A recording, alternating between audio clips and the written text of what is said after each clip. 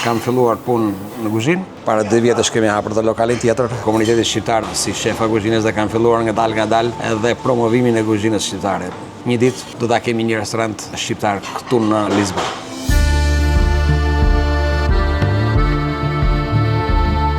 Fillimet e largimit kanë filluar para largimit përfundimtar. Në fillimisht në vitet 91 apo 92 me rrugtimin Greqinë, në atë kohë që si gjithë shqiptarët largoheshin për të fituar diçka për mbarimin e studimeve.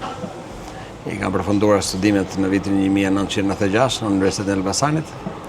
Edhe mbasi dhash mësim në shkollë në Shqipëri për rreth 1 vit e gjysmë, vendosa të nuk po e shikoja të ardhmen në Shqipëri dhe vendosa të largohesha në atë kohë përfundimisht në Gjermani. Mbas një eksperiencë të shkurtër rreth 3 vjet në Gjermani dhe aty nuk arrita të përshtatesha, mund të themi, ose nuk po e shikoja të ardhmen time në Gjermani, aty vendosa mbas një vizite të mëparshme që kisha bërë në Portugali, vendosa të transferohesha në Portugali, përkohësisht ideja e fillestare, mirë po, këtu jemi akoma dhe sot.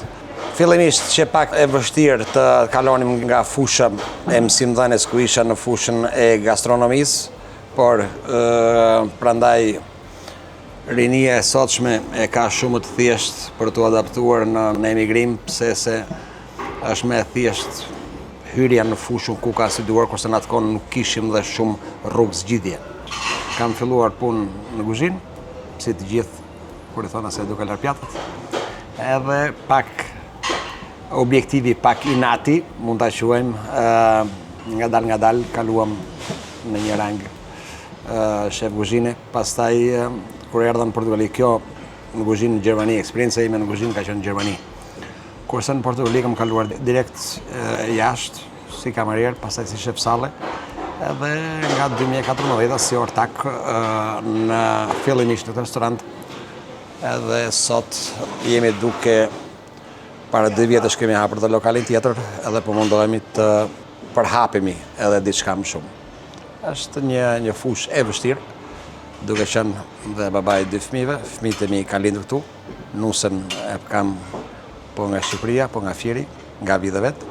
Është një profesion i vështirë, se të gjithë e dinë që nuk duhet dedikuar 100%. Por themi se kemi arritur të bëjmë diçka.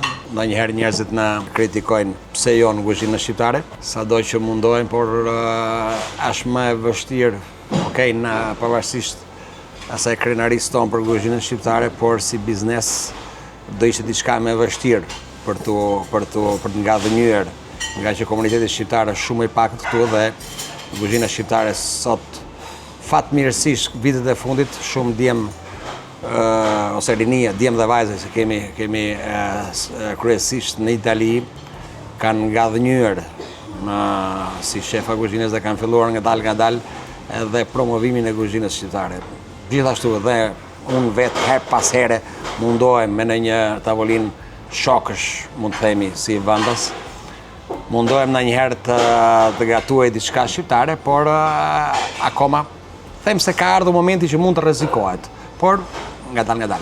Ndoshta mund të një ditë do ta kemi një restorant shqiptar këtu në Lizbon.